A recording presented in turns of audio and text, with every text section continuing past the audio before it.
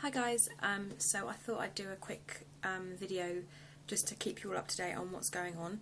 I'm not sure if I explained it in my videos that ever since Freddie's been born my periods have been all over the place.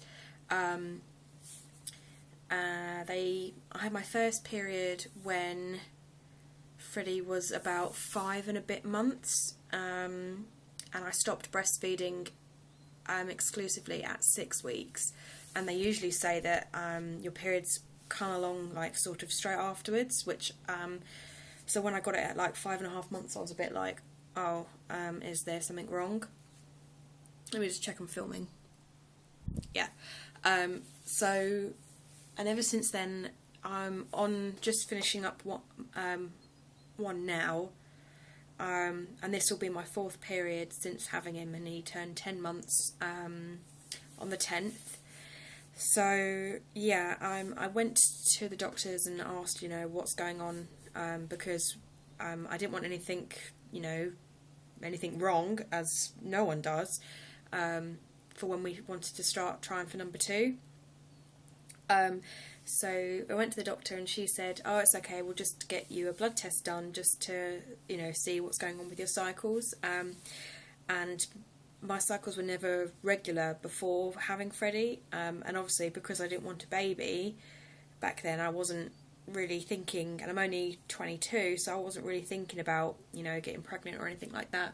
But they've never been like, I never know what day they're going to be on. I never know how long they're going to be. They've always been heavy. I've always had a really heavy flow, as it were. And yeah, so I went to the doctors and I had my blood test done on Monday, and I had a doctor's appointment today because I was supposed to have an internal done with I think it's a speculum, or I think that's how you pronounce it anyway, where they just check inside. But I thought I'd be stopped bleeding by then, but I haven't. But I went to the doctor's appointment anyway because I wanted to discuss with her a couple of other things. But yeah, she got my test results back, and first thing they found was that I'm anemic. I had experiences of anemia when I was pregnant, low iron levels, but the tablets actually made me feel even worse, so I stopped taking those, and that's why I can't give blood, because I'm anemic. And then the next thing she found was that I have a underactive thyroid, so that's the actual this is the actual word for it, because I can't pronounce it. But yeah, so I have that.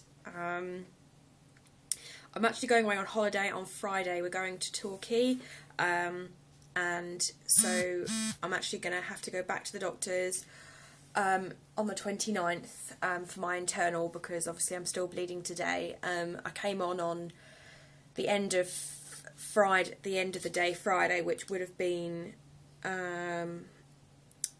Friday the 11th, so about 5 p.m.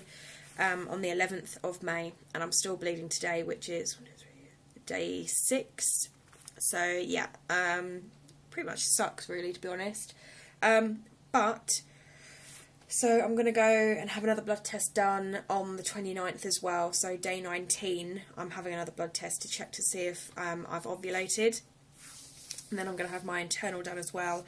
She's also getting a scan booked for me to check to see if I have polycystic ovaries and endometriosis. I know a couple of family members that it runs in the family that have it.